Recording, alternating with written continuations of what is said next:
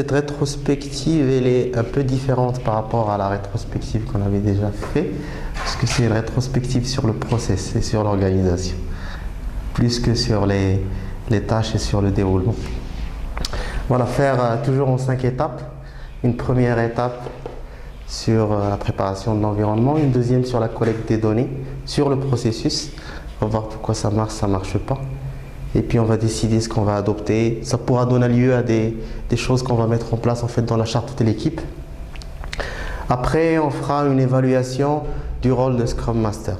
Et on fera la rétro de la rétro en vérifiant ce qu'on avait déjà fait avant et ce qui s'est amélioré, ce qui ne s'est pas encore amélioré. Ok, donc sans tarder, on va passer à la première étape. Donc la première étape, elle est très simple.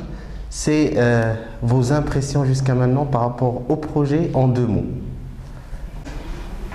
Nouvelle expérience. Organisé, efficace. Tu fais.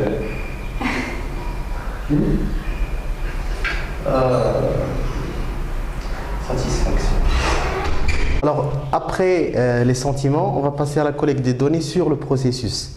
Donc l'idée de cette rétrospective, en fait, c'est une idée d'amélioration, puisqu'on a fait trois itérations. Donc on a vu comment se déroule la planification, la revue, les étapes de codage, les daily stand-up.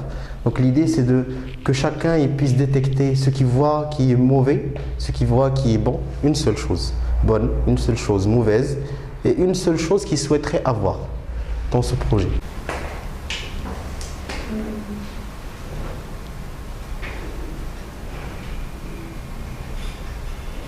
La bonne chose, il y a l'organisation. Je trouve que notre méthode, notre façon de procéder, elle donne des résultats, de très bons résultats. La mauvaise chose, je crois que c'est des fois les discussions, elles dévient un peu. C'est à propos des good things, c'est l'organisation et bien sûr le travail, c'est l'organisation. The bad thing, I think, the only one is the quality of coffee. The helpful thing, we need someone to help us. La dernière partie, c'est l'évaluation du rôle de Scrum Master. C'est pour ça que je ne suis pas intervenu pendant la présentation, parce que je voudrais avoir votre avis pour que moi je puisse m'améliorer. Donc il y a un tableau ici qui contient une colonne positive et une colonne négative. Si vous voyez des points d'amélioration, je vous serais vraiment gré de remplir en fait ça. Donc les points positifs, c'est ce qu'il faudrait y avoir normalement. Si vous voyez qu'ils ne sont pas là, il faudra le mettre. Si vous voyez qu'il y a des lacunes là-dedans, il faudra mettre un post-it ici. La délégation, la transparence, le respect et le support. Donc 4 éléments.